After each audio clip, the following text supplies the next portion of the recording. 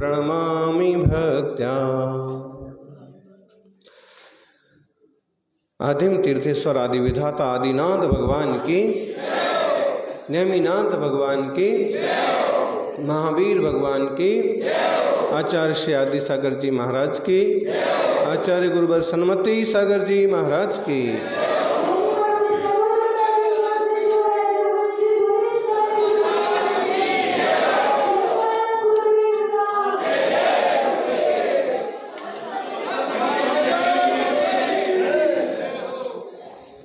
यूं ही नहीं मिलते सुगंधित पुष्प, यूं ही नहीं मिलते सुगंधित फूल, उसके लिए डाली हिलानी होगी। और यूं ही नहीं मिटता गहन अंधेरा, यूं नहीं मिलते सुगंधित पुष्प, उसके लिए डाल को हिलाना होगा। और यूं ही नहीं मिटता गहन अंधेरा, उसके लिए दीपक जलाना होगा। यूं नहीं बन जाता है मोक्ष का मार्ग, उसके लिए गुरु चरणों में, प्रभु चरणों में आना होगा। सर्वार्थ सिद्धि ग्रंथ है।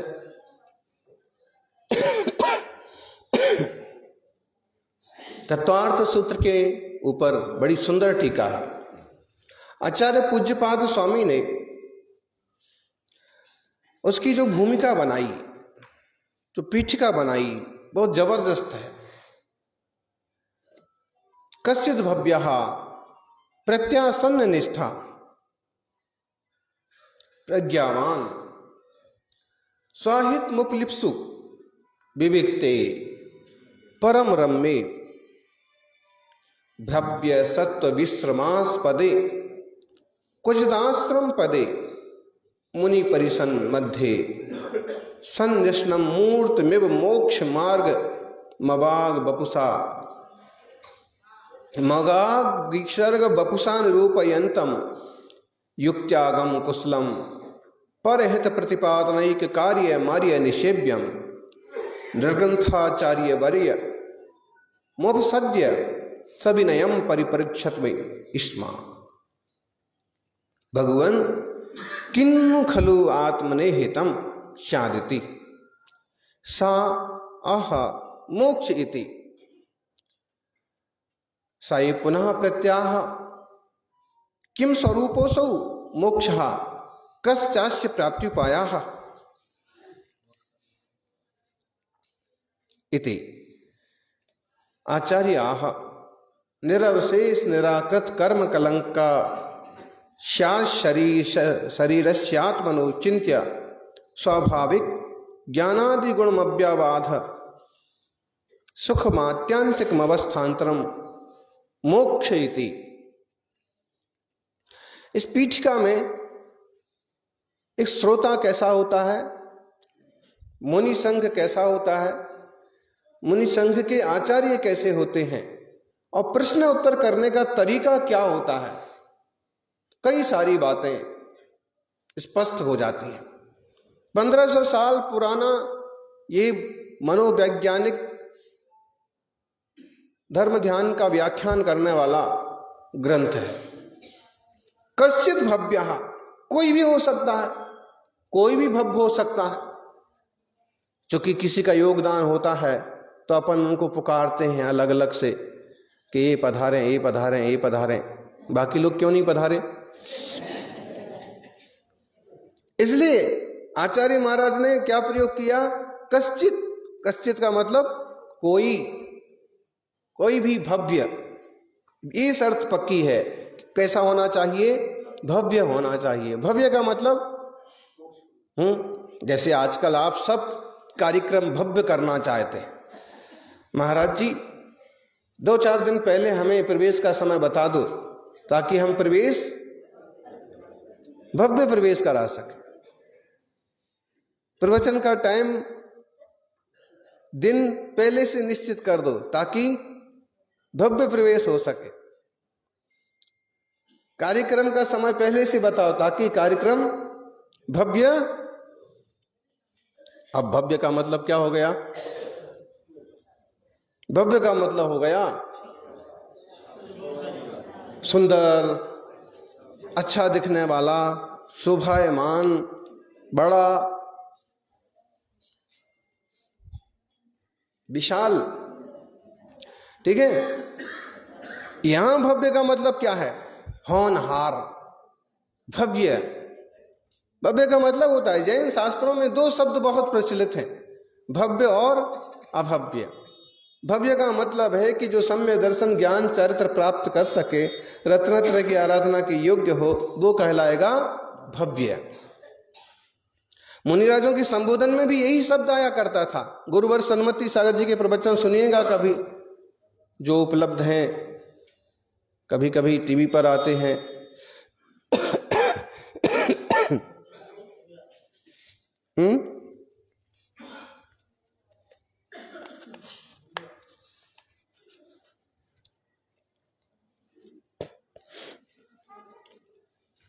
उन्हें जो प्रवचन दिए हैं और आज साधनों से इकट्ठे करके यूट्यूब पर भी, शायद अब आधुनिक संसाधनों से देखा जाए तो फायदा भी हुआ कि वो पुण्य पुरुष नहीं रहे तो भी उनकी वाणी हमारे पास सुरक्षित रह सकती है। तो उनके संबोधन में एक शब्द आएगा अक्सर कर, भव्यात्माओ। भव्यात्माओ, अमुक चंद जी, तमुक लाल जी, ऐसा नहीं बोलेंगे।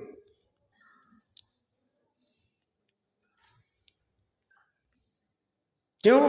क्योंकि अमुक चंद तमुक लाल जो हैं, ये तो इस पर्याय में है, और इस पर्याय में भी नाम बदलते देर नहीं लगती है। माँ कुछ बोलती है, पिताजी कुछ नाम से पुकारते हैं, दादाजी कुछ और नाम से पुकारते हैं, दादी कुछ और नाम से पुकारती है, और काका कुछ और बोलते हैं, मामा, और इतने नाम हो गए आपके कि इतने नाम हैं आपके। आत्मा तो इतने नाम वाला नहीं है, इतने रिश्तों वाला नहीं है, वह तो जो है सो है। भव्य में सब कुछ आ गया, भव्य में आपकी होनहार, आपकी योग्यता आ गई, इसलिए ये संबोधन सबसे बढ़िया है। क्योंकि अगर सच में आप भव्यता को लिए हुए हैं तो किसी भी पर्याय में आप भव्य ही रहेंगे, अभव्य नहीं हो सकते। और कदाचित आत्मा अभव्यत्व शक्ति वाली है तो फिर वह भव्य नहीं हो सकता है। कितना दूरदर्शी संबोधन है, भव्यात्माओ, भव्य जीवो, हे भव्य। मुनिराज सिंह को संबोधन कर रहे हैं। कौन से सिंह को? महावीर स्वामी की पर्याय में 10वें भाव पहले, और संबोधन में क्या कह रहे हैं? हे भव्य। मतलब शेर को भी भव्य कह सकते हैं, राजा को भी भव्य कह सकते हैं, सेठ को भी भव्य कह सकते हैं, होनहार जीव को, सभी को भव्य कहा जा सकता है। कश्चित भव्य, कोई भव्य, ये सर्वनाम हो गया। कोई सुश्रावक,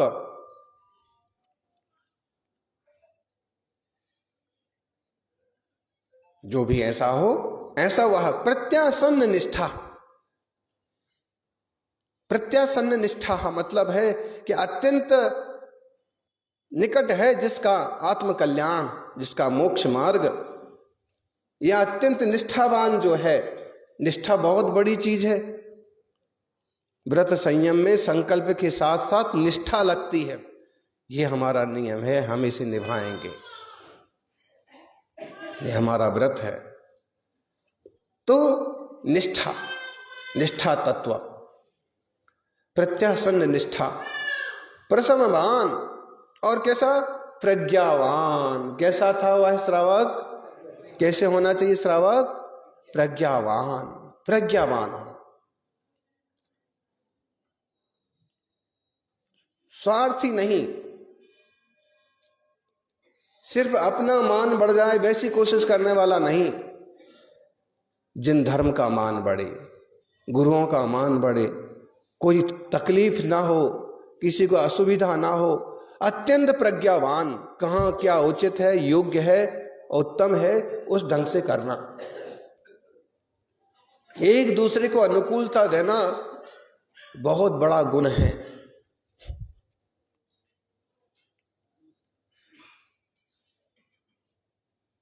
बहुत कम लोग होते हैं कि इतना गंभीर हो, नहीं तो बहुत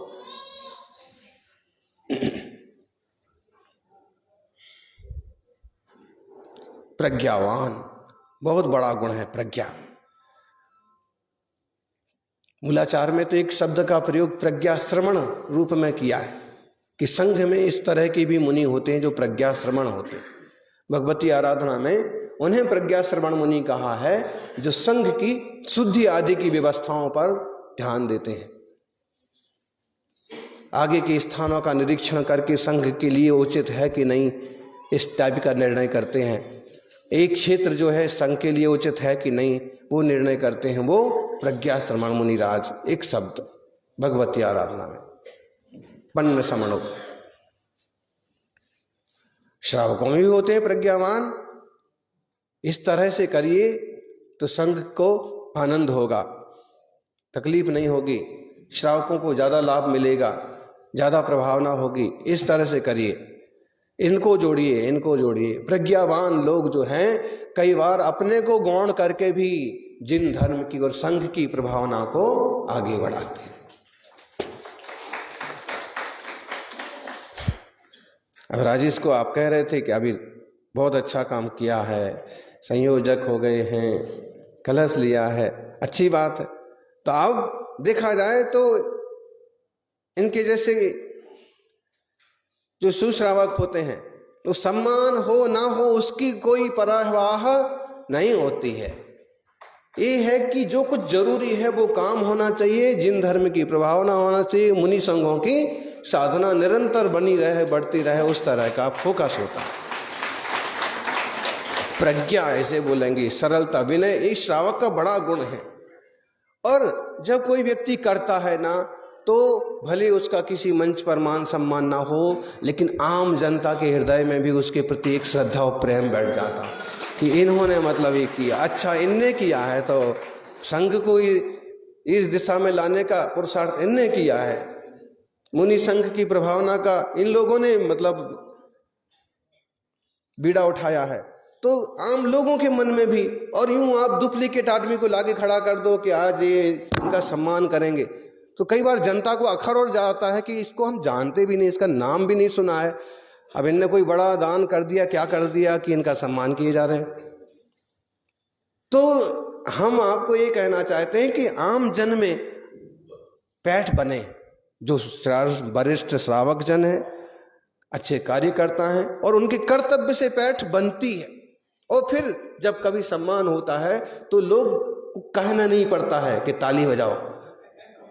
आपने गौर किया कभी एक ऐसा जो जबरदस्त कार्य करता हो और आप उसको अचानक माइक पर बोल के खड़ा करो कि आज ये आएंगे, उनका सम्मान होगा, लोग ना आप ना कहो तो भी ताली।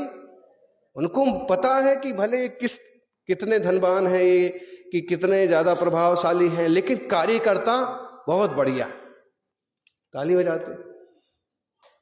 तो ऐसे अपना जीवन ढालें, क्योंकि प्रज्ञा बहुत रास्ते खोलती है, आत्म कल्याण के रास्ते खोलती है, जिन धर्म की प्रभावना के रास्ते खोलती है। और स्वाहित मुपलिप्सु कैसा था वह श्रावक, हमें कैसा होना चाहिए? स्वाहित मुपलिप्सु, अपने हित की उपलिप्सा वाले, अपना कल्याण कैसे हो। मुनिराज पधारे, किस लिए पधारे? बोले ठंड में कहां जाएंगे, कोई नहीं बुला रहा है तो अपन ही बुला लो भाई, क्या करेंगे अभी, महाराज जी का कोई तो करना सेवा है ना। मान लीजिए, आप समझना हमारी भाषा को। तो कोई बोले होंगे कि इस ढंग से सोचेंगे, अरे भाई महाराज जी का भला तो उनके पुण्य से जंगल में भी हो जाएगा, हमारा भला हो इसलिए महाराज जी का संग यहां आना चाहिए।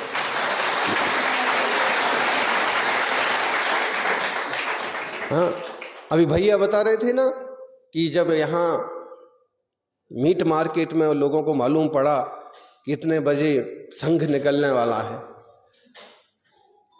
तो उतने कठोर हृदय के होने के बाद भी उन लोगों ने एक फैसला किया कि जब तक मुनि संघ यहां से नहीं निकल जाएगा तब तक अपनी दुकानें बंद रखी जाएंगी। कहीं ना कहीं मुनियों की आभा का, श्रावकों का मुनियों की प्रभावना का, जिन धर्म का प्रभाव ऐसे झलकता ही है।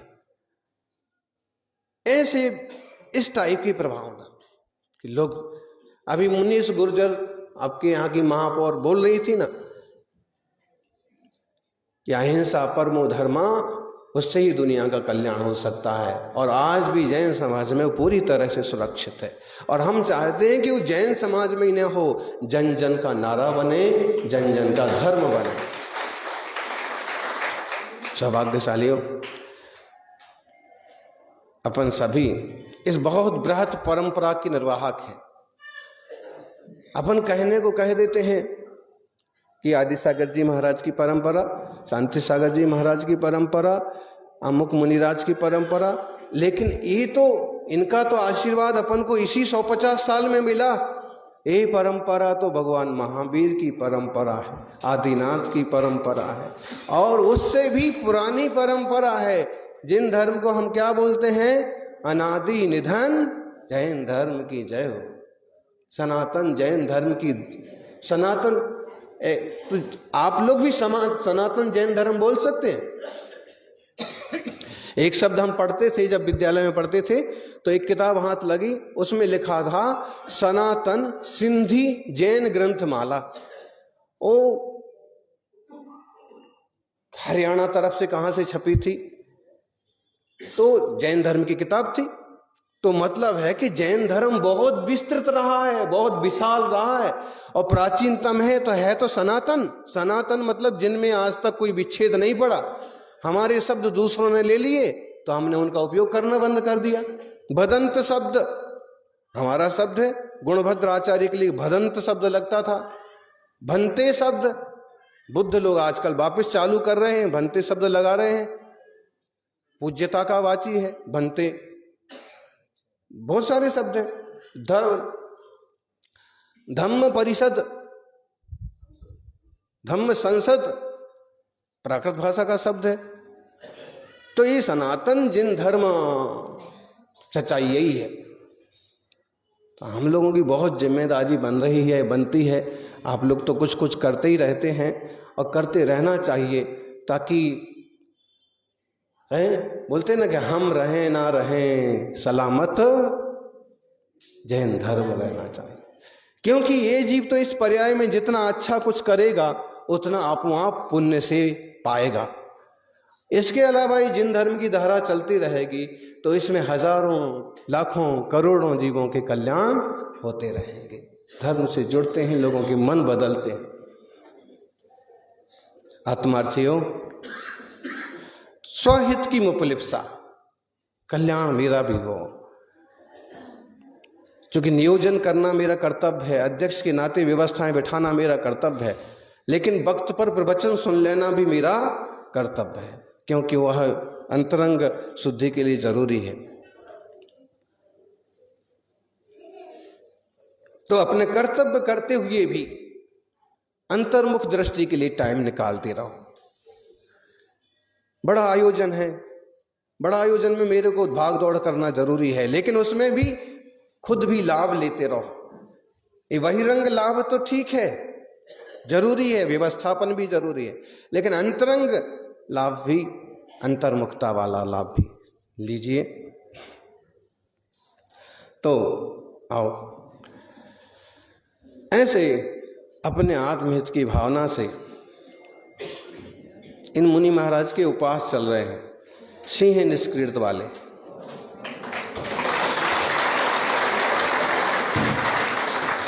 मध्यम सिंह निष्क्रियत व्रत मतलब है कि कल इनके 4 उपास का पारणा हुआ और आज से 5 उपास होंगे। और तो ऐसे तो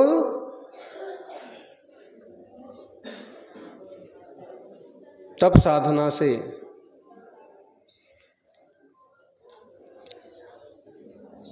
मुनिराज अपने को निखारते हैं और मोक्ष मार्ग पर निरंतर बढ़ते हैं।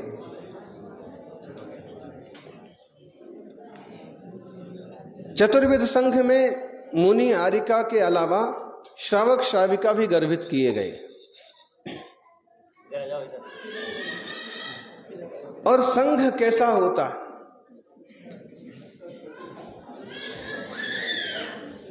संघ कैसा होता है?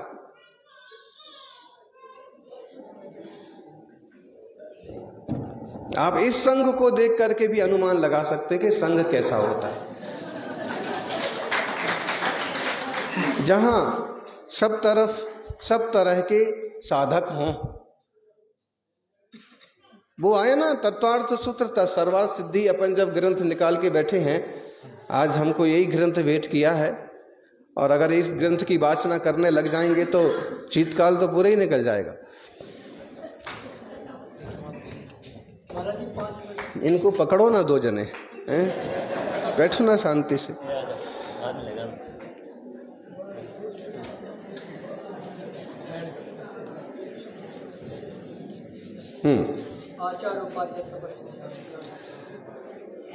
नौवां अध्याय का सूत्र है आचार्य उपाध्याय तपस्वी शैक्ष गिलान गण कुल संघ साधु मनोज्ञानाम। माने इतने प्रकार के साधु वैयावृत्ति होती है।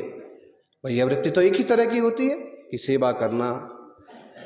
तो 10 प्रकार के साधक हो सकते हैं।